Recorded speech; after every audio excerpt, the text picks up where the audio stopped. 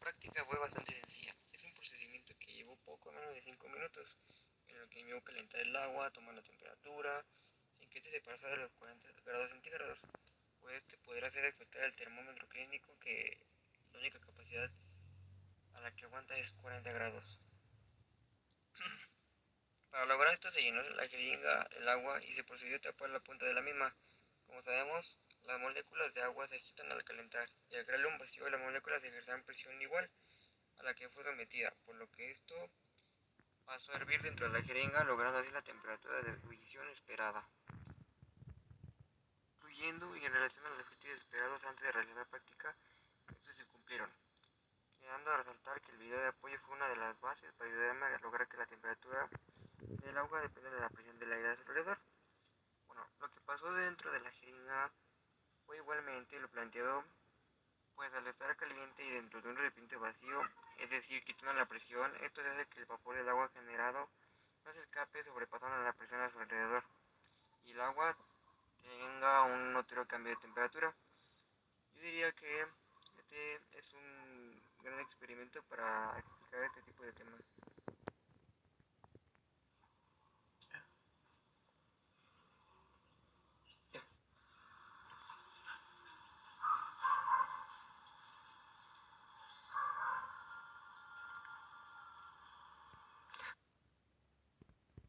La práctica fue bastante yendo y en relación a las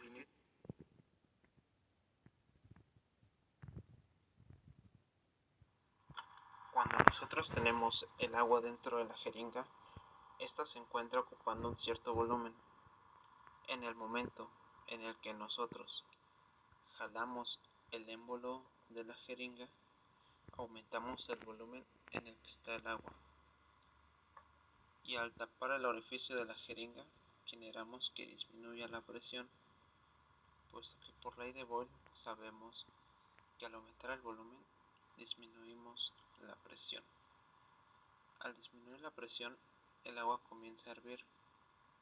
Esto lo podemos observar debido a que el agua comienza a generar burbujas y a que existe vapor que empaña las paredes de nuestra jeringa.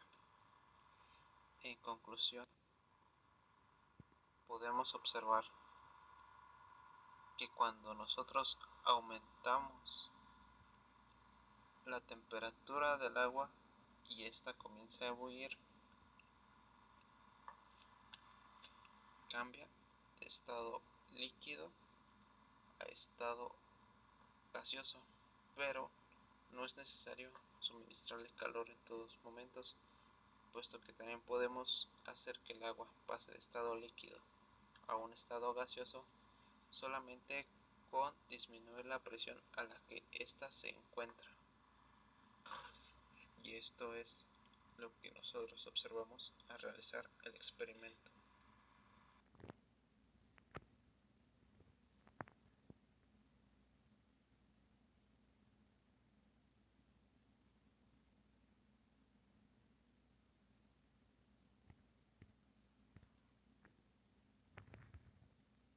Ahora, con mis observaciones, podría decir que es algo interesante que la temperatura del agua se duplique al estar dentro de la jeringa con solo jalar el émbolo y está obstruyendo completamente el orificio de entrada de aire de la jeringa.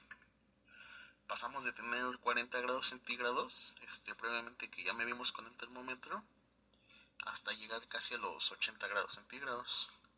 Gracias a eso también se puede sentir un poco más caliente la jeringa. Se siente el cambio de temperatura en la mano con la que se sostiene y pues, es muy notorio el cambio de temperatura.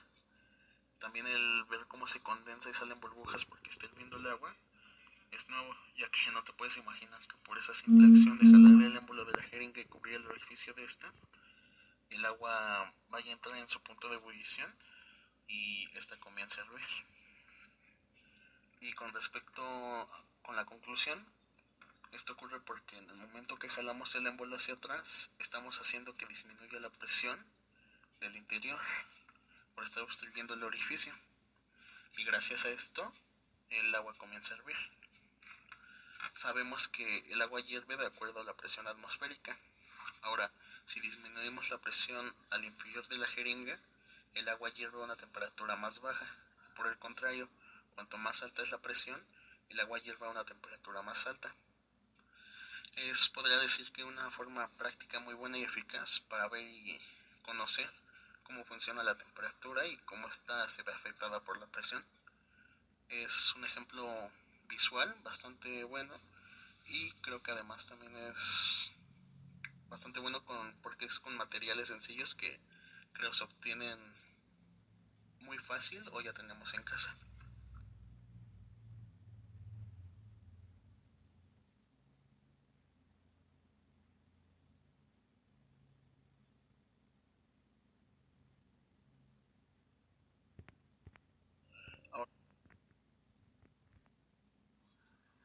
Bueno, como pudimos observar en el experimento, al primero calentar el agua en una olla, la presión del agua en este recipiente es distinta puesto que la presión atmosférica también influye, tanto adentro como fuera del recipiente.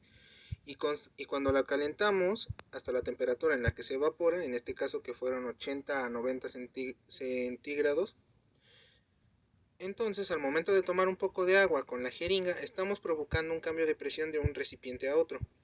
Entonces, al momento de tapar la boquilla con nuestro dedo o con lo que sea que lo hayamos tapado, la jeringa queda sellada de manera que no puede salir el aire o cualquier líquido de este. Entonces, al momento de subir el émbolo, lo que hacemos es volver a cambiar la presión de la jeringa, ocasionando que las moléculas del agua tengan más espacio para moverse.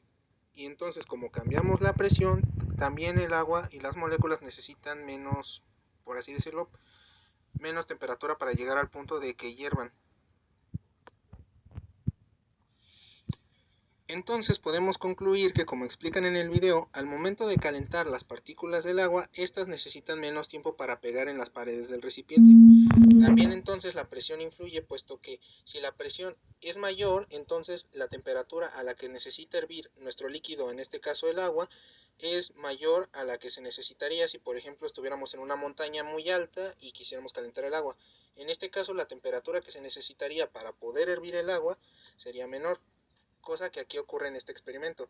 Como estamos cambiando el volumen del recipiente a la jeringa, entonces el espacio es menor y la presión también. Entonces, al momento de subir el émbolo, lo que estamos haciendo es aumentar la presión del agua, lo que provoca que sea mucho más fácil que el agua alcance su punto de ebullición, como habíamos mencionado anteriormente. Entonces, básicamente esto nos demuestra la ley, bueno, no la ley, los principios que vimos en varios videos, que a menor presión se necesita menos temperatura.